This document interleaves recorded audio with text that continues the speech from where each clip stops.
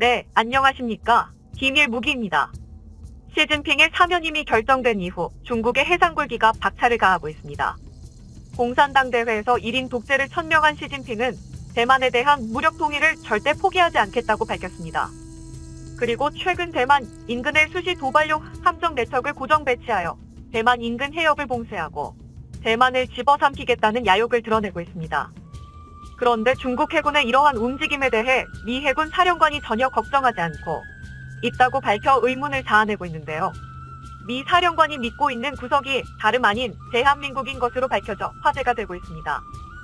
미국이 믿고 있는 대한민국의 저력이 무엇인지 숨겨둔 비밀병기라도 있는 것인지 자세히 알아보도록 하겠습니다. 얼마 전 홍콩 매체에서 중국 해군의 세 번째 075형 강습 상륙함이 취역할 예정이라고 보도했습니다. 선박번호 33이라고 적힌 함선이 상하이 후둥 중화 조선소에 정박해 있는 사진이 확인되었는데요. 베이징의 해군 전문가 리제는 선박 번호가 붙었다는 것은 언제든 해군에 합류할 준비가 돼 있다는 뜻이라며 헬리콥터 항공모함으로 불리는 강습 상륙함은 사실상 소형 항공모함으로 평가받으며 공격용 헬기 30여 대와 수륙 양육용 탱크, 장갑차 등을 탑재하여 대만 상륙에 있어 최대 전력으로 평가받고 있습니다. 또한 중국군의 무인기용 항모 역할을 수행할 수 있는데요. 최근 중국이 대만으로 무인기를 지속적으로 날려보낸 것은 강습 상륙함용 무인기 운용을 위한 데이터를 확보하기 위한 것으로 보이고 있습니다. 대만 군사 전문가 루리 씨는 중국은 대만의 반응을 시험하고자 WG-채, CH-4 등 정찰과 공격용 무인기를 대만 해역 너머로 보냈다며 이는 대만 레이더 체계가 중국군 무인기를 탐지하는데 얼마나 걸리는지를 알아보기 위한 것이라고 말했습니다. 대만을 집어삼키기 위해 중국 해군의 전력이 무서운 속도로 증강되고 있습니다. 중국이 군사훈련을 구실로 대만 해역을 폐쇄해 물류를 차단하는 그레이존 작전을 실제로 수행할 수 있다는 우려가 커지고 있는데요. 그런데 이러한 우려에 미국 태평양 함대 사령관 세뮤얼 파파로 해군 대장은 중국군이 대만을 봉쇄해도 충분히 돌파할 수 있다고 답변했습니다. 미국 동맹국 중국 대만 해상봉쇄 돌파할 수 있다.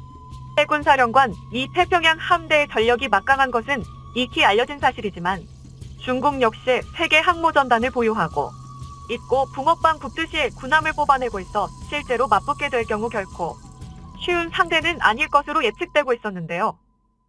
자신감의 근원이 무엇인지 묻는 질문에 파파로 사령관은 미국의 동맹국 한국을 언급하고 나섰습니다. 파파로 사령관은 한국을 비롯한 동맹국의 전력이 나선다면 얼마든지 중국의 대만 해역 봉쇄를 깨버릴 능력이 있다고 말했습니다.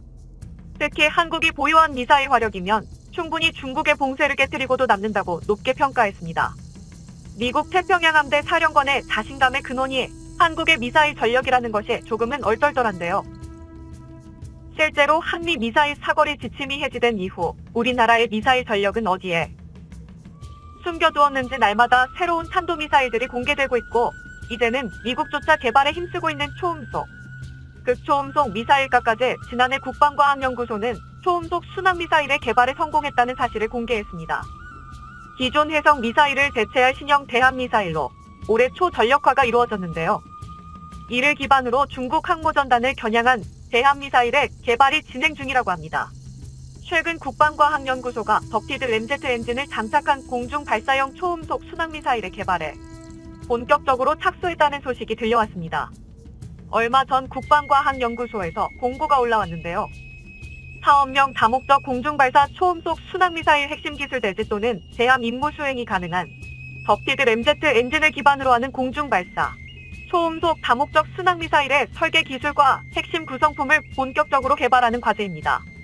공대지, 공대함 두 가지 모두 가능하며 시제품은 FA-50 항공기와 국내 최초로 체계 통합되어 공중발사 시험을 통해 검증받을 예정이라고 합니다. 개발 기한은 2022년, 25년으로 기행 시험은 2025년부터 진행될 계획입니다. 덕티드 램제트 엔진은 고체 연료, 램제트의 일종으로 연료 공급 계통 단순화를 통해 구조가 간단하고 고기동 급가속 환경에서도 안정적인 출력 유지가 가능하다는 장점이 있습니다.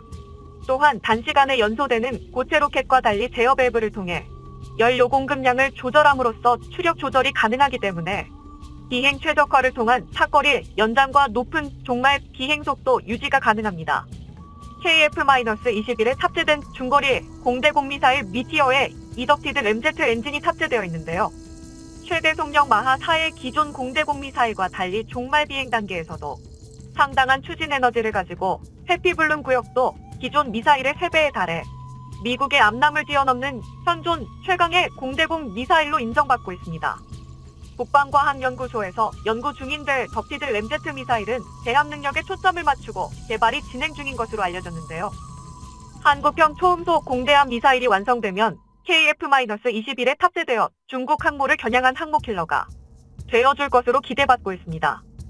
초음속 미사일을 뛰어넘는 속력을 가진 극초음속 공대지 미사일의 개발도 추진 중이라고 합니다. 지난 21일 공군본부에서 열린 국정감사에서 공군은 극초음속 공대지 미사일 사업을 추진할 예정이라고 밝혔습니다. 극초음속이란 마하5를 뛰어넘는 속도를 의미하는데요.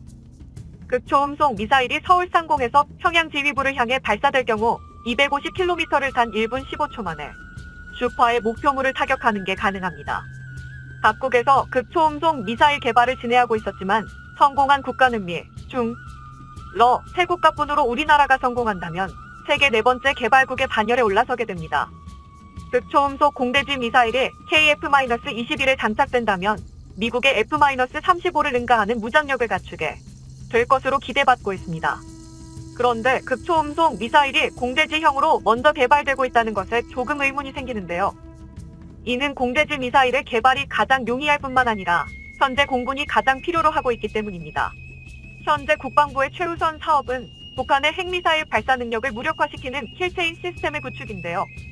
이를 위해 각군은 장거리 표적 타격 능력을 확보할 필요가 있었습니다. 공군은 속도가 마하 0.8에 불과하지만 타우러스의 기술을 이전받아 개발 중인 천룡 공대지 미사일을 통해 견고화 표적 타격에 특화할 예정이었습니다. 마하 5의 속도에 최대 300m까지 관통할 수 있다고 밝혀졌습니다. 육군의 현무 미사일이 공군의 타우러스 미사일이나 개발 중인 천룡과 비교해도 속도, 관통력, 운용 유지비 등 모든 면에서 우수한 것으로 드러나 공군은 새로운 무기체계를 확보해야 했고 그것이 바로 극초음속 공대지 미사일이었습니다. 현재 국방과학연구소는 선도형 핵심기술 개발 사업을 통해 이를 기반으로 공중발사형 극초음속 대함미사일이 개발될 예정입니다. 하이코어 극초음속 시험체는 2023년까지 개발이 완료될 예정으로 시험 비행이 성공적으로 완료될 경우 곧바로 극초음속 공대지 미사일로 개발이 가능할 것으로 보고 있습니다. 하이코어는 마하 5급 초고속 비행체로 총 길이 8.7m의 중량은 2.4톤이며 2022년과 2023년에 1회씩 총 2회의 비행시험을 아능시험장에서 수행할 계획입니다. 미국의 극초음속 미사일 X-51과 러시아의 지르콤과 유사한 형상을 지니고 있으며 저고도에서 지속적으로 고속 비행이 가능한 기습 효과가 매우 우수할 것으로 기대받고 있습니다. 한국형 극초음속 미사일은 추진체계가 3단으로 나누어진다는 특징을 가지고 있습니다.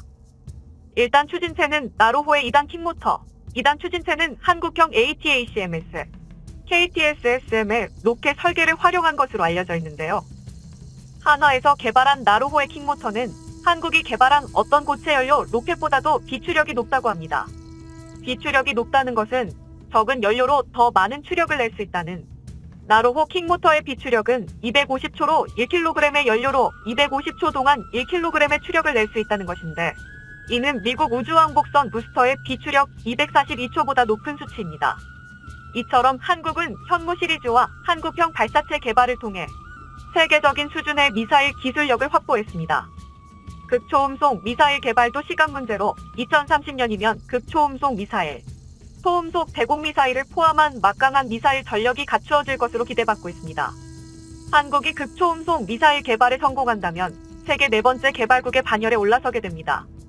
극초음속 미사일의 마하 5이 넘는 속도로 인해 현존하는 탄도미사일 요격 시스템으로는 제한적인 요격만이 가능하고 마하 10 이상의 속도에서는 사실상 요격이 불가능해 현대전의 게임 체인저로 각광받으며 각국에서 개발에 힘쓰고 있었습니다.